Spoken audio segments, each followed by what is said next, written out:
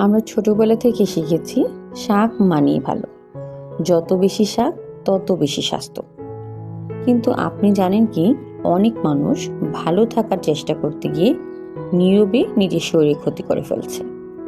কারণ তার নিয়ম করে শাক খাচ্ছে কিন্তু নিজের রোগটাই জানে না। আজ যে 5টি শাকের কথা বলবো তার মধ্যে শেষে শাকটা যদি আপনি নিয়মিত খান, এই ভিডিও আপনার জন্য খুবই গুরুত্বপূর্ণ।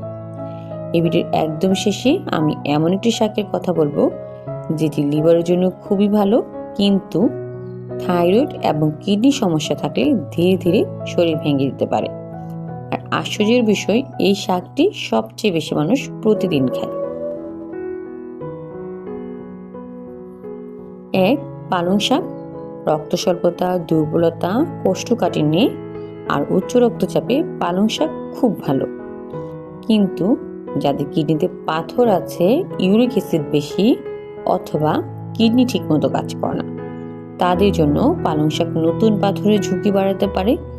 অনেক মানুষ বুঝতেই পারে না ব্যথা বাড়ছে কেন। 2, পুঁই শাক।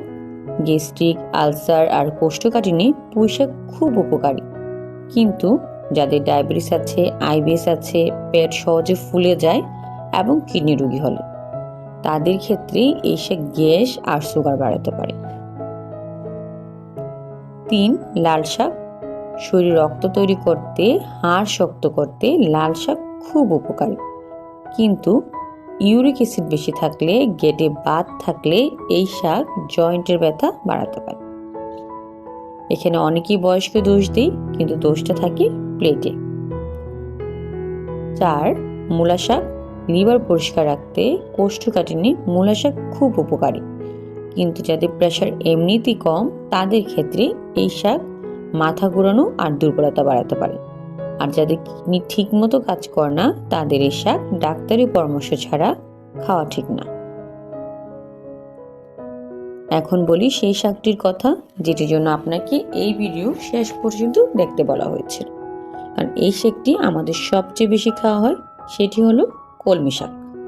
লিভার পরিষ্কার রাখতে, কোলেস্টেরল কমাতে এটা খুব উপকারী। কিন্তু আপনার যদি থাইরয়েডের সমস্যা থাকে, এই শাক নিয়মিত বেশি খেলে হরমোনের গতি ধীরে ধীরে কমে যায়। আর কিডনি রোগীদের জন্য এতে থাকা পটাশিয়াম ও ফসফরাসের কারণে এই শাক ঝুঁকিপূর্ণ হতে পারে। ফলাফল: ওজন বাড়ে, ক্লান্তি বাড়ে, আর কেউ বুঝতেই পারে না কেন শরীর ভেঙে পড়ছে। সব শাক ভালো, কিন্তু ভুল শরীরে গেলে ওষুধের থেকেও বেশি ক্ষতি করে।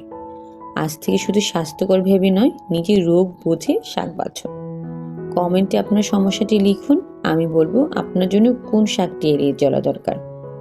এই ভিডিওটি শেয়ার করুন, কারণ অনেক অসুখ শুরু হয় নিজের রান্নাঘর থেকেই। ভালো থাকুন, সুস্থ থাকুন। আল্লাহ হাফেজ।